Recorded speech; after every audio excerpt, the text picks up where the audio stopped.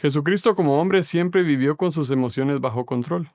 Aunque su entorno no siempre fue el ideal, él siempre se mantuvo en obediencia y en respeto a Dios. ¿Cómo lo hizo? La Escritura nos habla de este espíritu que Cristo siempre mantuvo y ejercitó.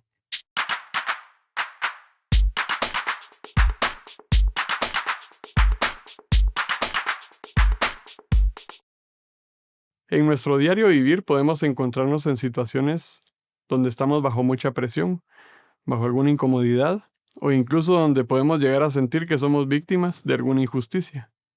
Estas situaciones, si nosotros les damos el lugar, pueden llevarnos a tener una reacción incorrecta y una reacción que es contraria a la naturaleza que hemos recibido de Dios. Dice Mateo 11:29 en la versión PDT: acepten mi enseñanza y aprendan de mí, que soy paciente y humilde. Conmigo encontrarán descanso.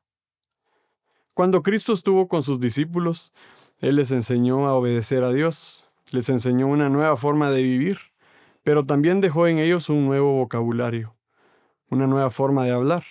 Esta forma de hablar los hizo resaltar por sobre toda la sociedad, incluso sobre los religiosos más prominentes de la época.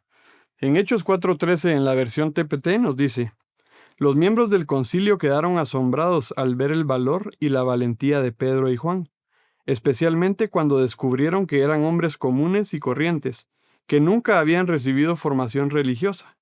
Entonces comenzaron a comprender el efecto que Jesús tenía en ellos simplemente por pasar tiempo con Él. La marca que Cristo había dejado en sus discípulos era tan notoria y tan evidente que cuando Pedro sintió que la persecución venía contra él, recurrió a palabras y a vocabulario que Cristo nunca le había enseñado.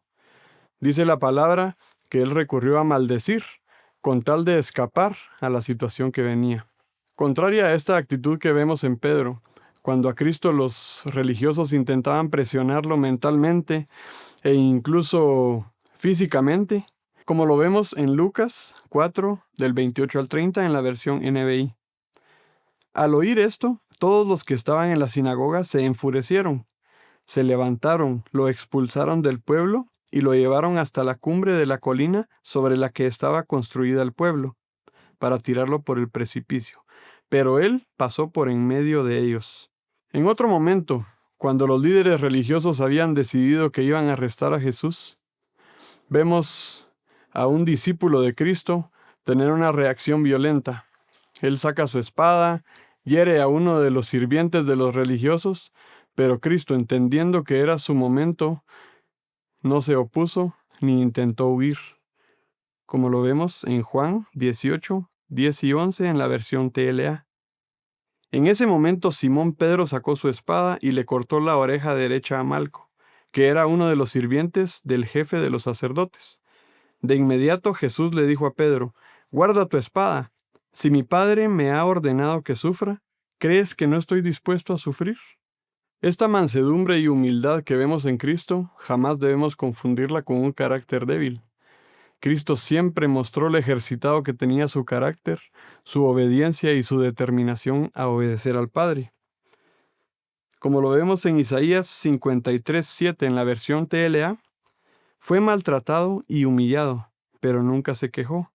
Se quedó completamente callado como las ovejas cuando les cortan la lana, y como cordero llevado al matadero, ni siquiera abrió su boca. Cristo hizo lo correcto siempre. No siempre era fácil hacerlo, no siempre era fácil decir lo que Él debía decir, no siempre era fácil callar lo que Él debía callar, pero entendemos por el testimonio de la palabra y del Espíritu Santo que su naturaleza fue incorruptible. Él siempre se mantuvo obediente y dirigido a obedecer al Padre. Esa misma naturaleza y capacidad hemos recibido nosotros que somos hijos de Dios y que estamos cerca de Cristo. Cada día debemos caminarlo de esta manera, de obedecer, de aprender de Cristo y desarrollar las mismas reacciones y actitudes que Él siempre mostró. Dios te bendiga.